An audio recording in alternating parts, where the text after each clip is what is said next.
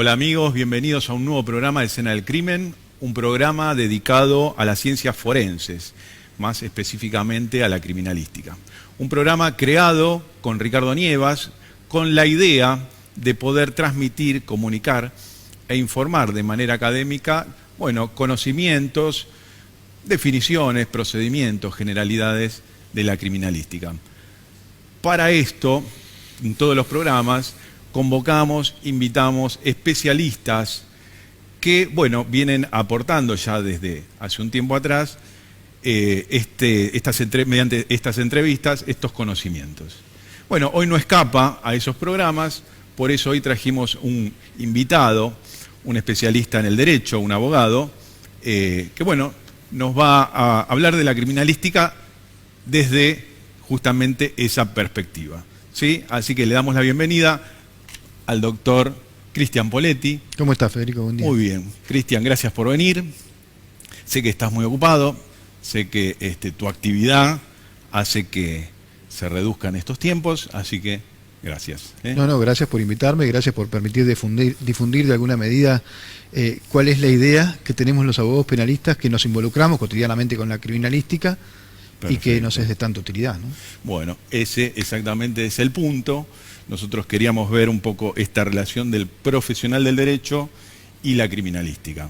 Justamente fuera de cámara estuvimos esbozando un poco esta importancia, esta necesidad, este aporte que los auxiliares de la justicia hacemos, ¿sí?, hacia el profesional del derecho y viceversa, porque nos vamos nutriendo de alguna manera por muchas razones. Primero, porque es una actividad interdisciplinaria y multidisciplinaria, y segundo, como auxiliares de la justicia, bien digo, requerimos inevitablemente este asesoramiento desde el derecho. ¿Qué idea esta de Un segundo, y ya termino la idea, Cristian, que es importante para nosotros, porque nos esmeramos con Ricardo siempre de invitar personas que estén ampliamente acreditadas en el trabajo de campo. Por eso me interesaría que nos des brevemente tu currículum, qué estudiaste, cómo te desarrollás profesionalmente. Bueno, yo me recibí de abogado hace muchos años, era muy joven yo, en el año 93, tuve mi matrícula, tengo 51 años, es decir que muy joven me recibí. Siempre me dediqué al derecho penal, escrito, intervenido desde hace también casi 30 años en cátedras en universidades privadas y públicas de Derecho Procesal Penal, tanto en grado como en posgrado, y hace 20 años ya en academias policiales también. Soy docente titular en la universidad, en la Escuela de Cadetes de la Policía Federal Argentina, y docente conferencista en la Escuela Bucetich de Oficiales de la Policía de la Provincia de Buenos Aires, y he dado conferencias en varias academias policiales en el país. Y me gusta mucho dar clase a policías, me gusta mucho eso. Tal vez me guste más dar clase a policías que en la universidad o en el posgrado. Bueno, la verdad que un poco te acompañé con este currículum que dijiste, porque, tengo que blanquear que nos conocemos, sé que te ocupas mucho de la docencia, que te gusta mucho. Me gusta mucho, le dedico un día y medio a la semana, sí, de los 5 días hábiles que tenemos cotidianamente o semanalmente, un día casi y medio le estoy dedicando este año, que no es sabático en ninguna, le estoy dedicando a la cuestión académica, y me llena, me conmueve, Y este punto es interesantísimo por dos motivos. Primero, creo que al profesional nos mantiene actualizados inevitablemente, y segundo, que el alumno, que futuramente va a ser profesional, recibe esta información de personas no teóricos, también somos teóricos, pero sí inevitablemente acreditamos ejercicio de profesión.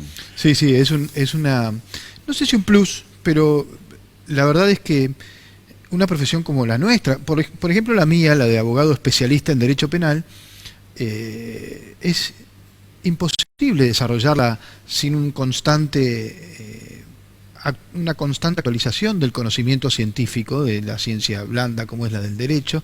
Es constante porque no tan solo por lo que puede pensar la gente, nuestra audiencia, que las leyes van cambiando, sino porque lo que va cambiando fundamentalmente es la forma de interpretar esas leyes a través de los tribunales.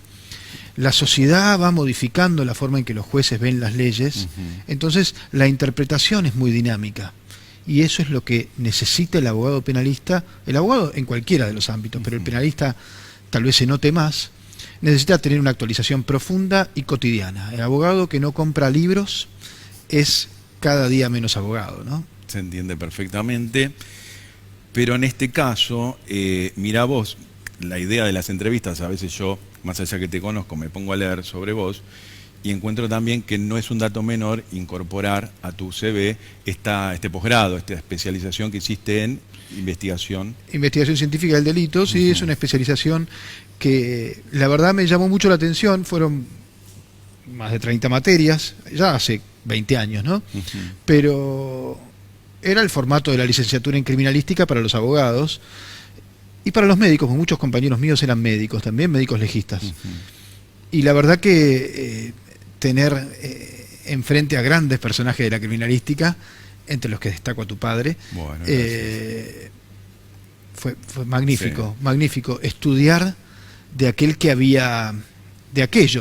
que habían dado los primeros, los segundos y los terceros pasos en la criminalística argentina, que es una criminalística muy rica, y no me estoy yendo a Bucetich ni nada de eso, ¿eh? Es una criminalística muy rica porque nosotros tenemos desde la creación de la escopometría hasta hoy, en la implementación de un montón de pruebas científicas en las causas penales cotidianas, a pesar de la deficiencia en cuanto a los medios económicos que tenemos, indudablemente la Argentina le ha dado mucha importancia al estudio científico pericial o científico. De la investigación del delito. Sin duda, yo que transito por este mundo del auxiliar de la justicia, bueno, justamente se aprende, se necesita actualización. A medida que uno va pasando el tiempo se da cuenta de la complejidad que va teniendo y de alguna manera nos damos cuenta que tenemos que interactuar con otros profesionales. Uno solo no puede abordar todas las aristas que tiene la criminalística. Por eso, bueno, si en este momento estuviéramos en tu primer día de clases con estos alumnos tan queridos y el alumno tiene esta curiosidad del profesional del derecho y la criminalística, ¿sí? Cómo atraviesa, cómo interactúa, cómo de alguna manera se va formando el conocimiento y esta intervención de ambos, ¿sí? El profesional del derecho con la criminalística. ¿Qué explicación le podríamos dar a ese alumno? El abogado en el derecho penal es un gestor de conflictos.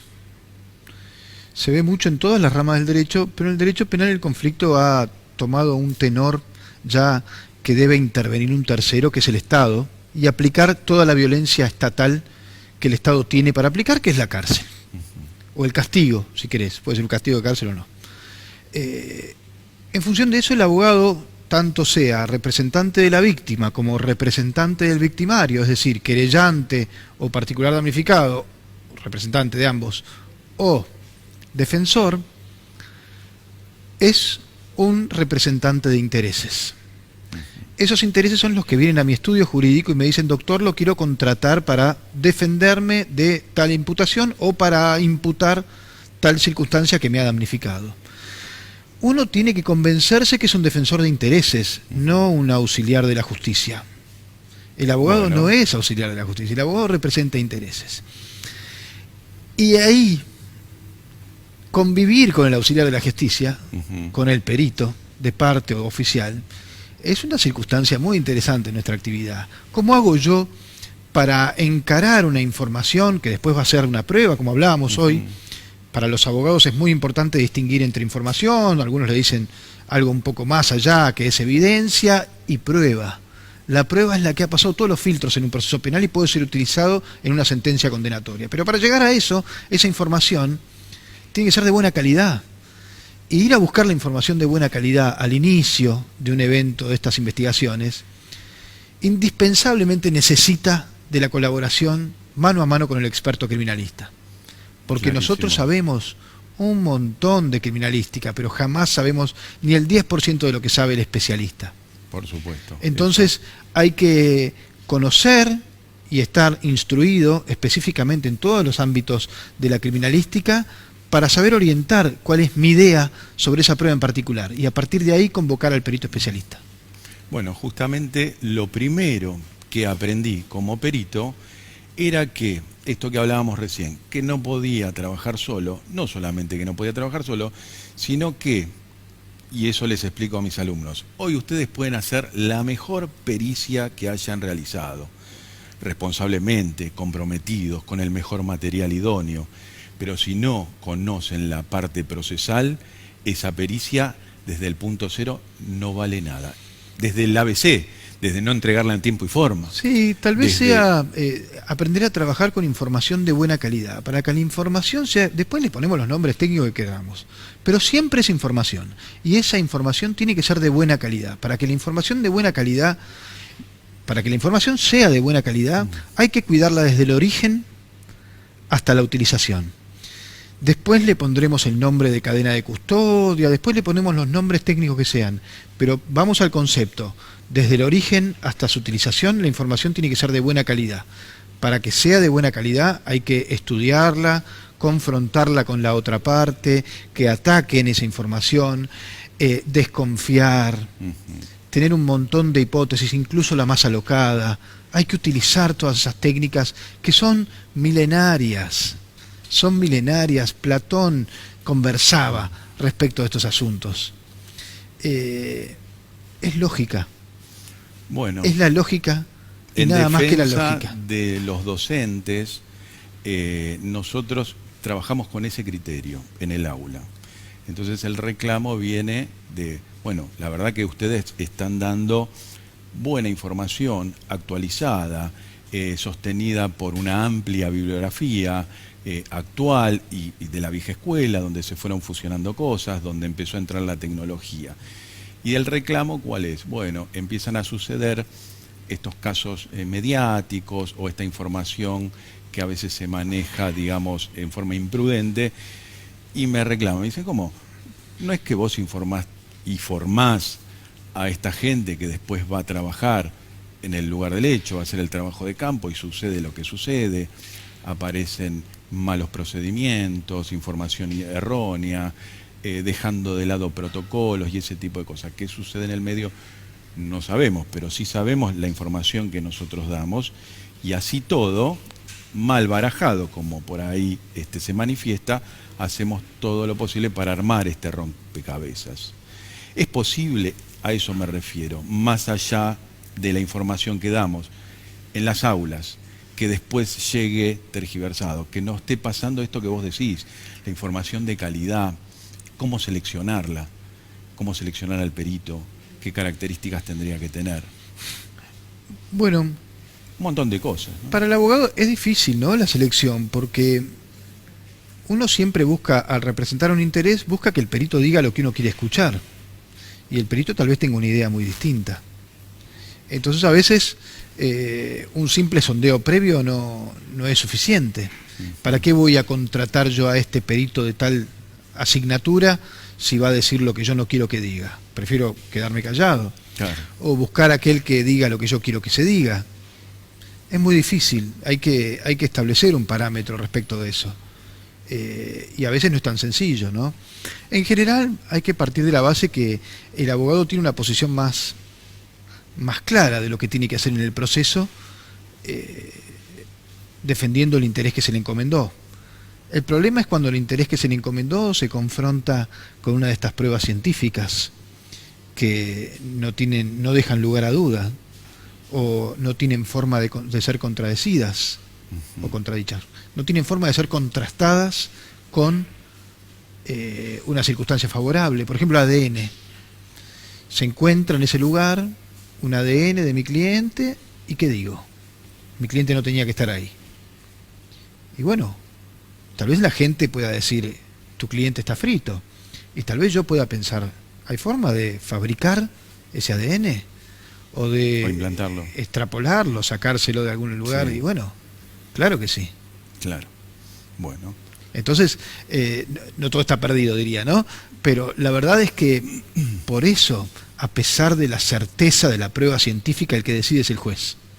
Porque el juez tiene todo el panorama y no el 99,9999.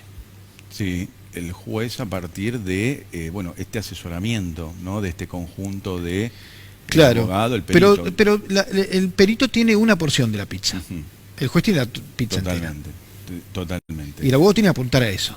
Perfecto. Yo he sido citado en más de una oportunidad para aclarar, ampliar qué quise decir en la conclusión, más que tal vez en nuestra esfera profesional cualquiera lo pueda leer y diga, sí, entiendo perfectamente. Es muy claro. Esto es categórico, esto es orientativo, esto, bueno, no aporta nada. Y así todo, el juez quiere precisión con respecto a estas conclusiones que nosotros damos. Bueno, no tenemos ningún problema de acercarnos y decir precisamente cuál es la conclusión que nosotros queremos manifestar.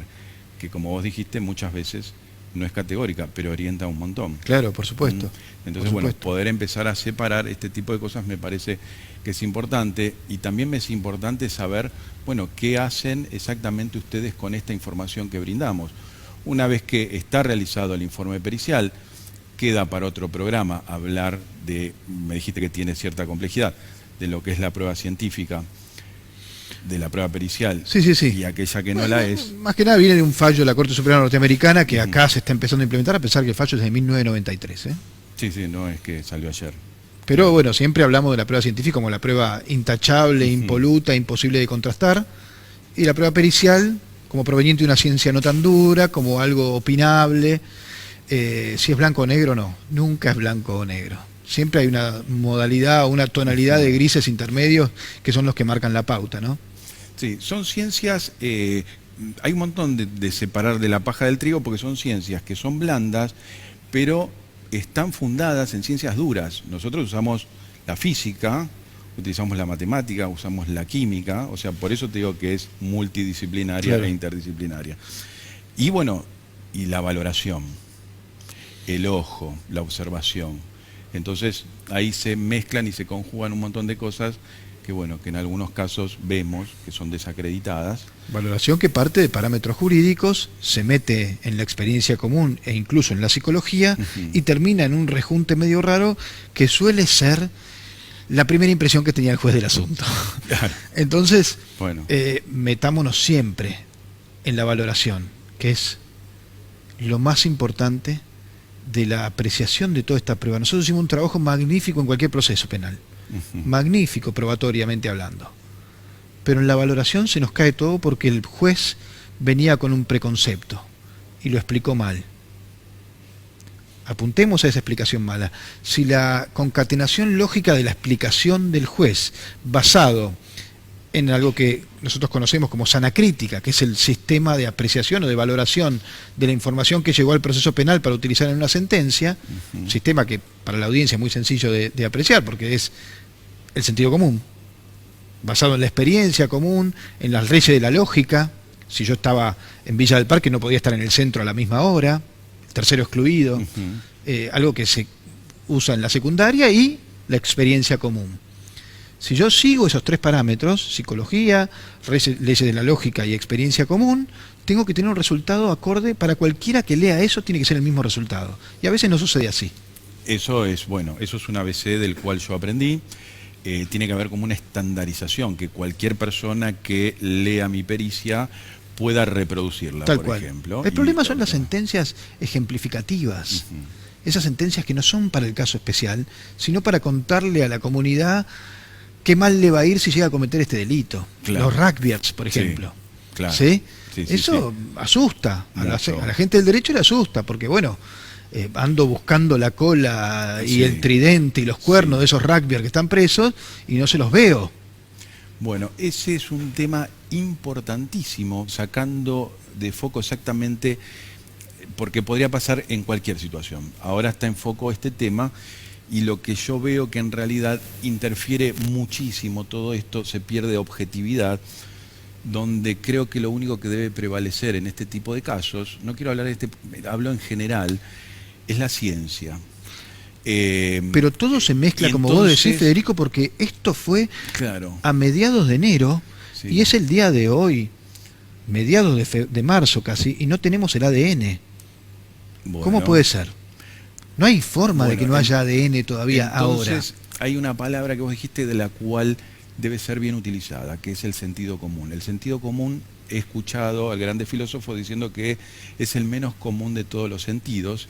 El sentido común, si no va acompañado de pruebas, si no va acompañado de estudios de rigor, bueno, a veces queda en sentido común. Entonces, por ese motivo digo, bueno, nosotros hacemos hincapié en esto, en este aporte que vos nos das, en la ciencia, en el estudio, en capacitarse, en dar clases, en estar actualizado. Me parece que esa es la única manera. Después somos todos opinólogos, todos miramos la tele, todos de alguna manera nos dejamos arrastrar o no, pero me parece que te he escuchado en distintos lugares hablar y coincido 100% en eso, ¿viste? De el derecho, de la ciencia, de la prudencia, de saber esperar, y bueno, el resto vendrá, la verdad en algún momento va a vender. Entonces, bueno, lamentablemente nuestro programa dura 20 minutos, esto quedó más que claro, todo lo que se habló, como también quedó claro de que dentro de tus posibilidades necesitamos que vuelvas, porque con todo gusto, por supuesto. Hay mucha información que vos tenés que me interesa muchísimo. Te conozco profesionalmente, te conozco en el aula y todo eso me da esta sensación de tener que convocarte para seguir charlando. Con todo gusto, contá conmigo. Así que bueno, te vuelvo seguramente a convocar y este es un espacio donde vos podés hablarle a la gente y decirle, bueno, cómo se pueden contactar con vos, para asesoramientos, para todo lo que tenga que ver con bueno, seguramente a través de las redes sociales que figurarán en el zócalo de la imagen, me pueden escribir. Genial. Bueno, Cristian, muchísimas gracias por venir. Gracias. Te vamos a volver gracias a llamar, por la invitación. Inevitablemente. Con todo gusto. Así que bueno, de esta manera nos despedimos, terminamos con otro excelente programa, perdón que lo diga yo, pero con los invitados que tenemos no puedo decir otra cosa. Y los esperamos en el próximo programa con un nuevo invitado. Gracias.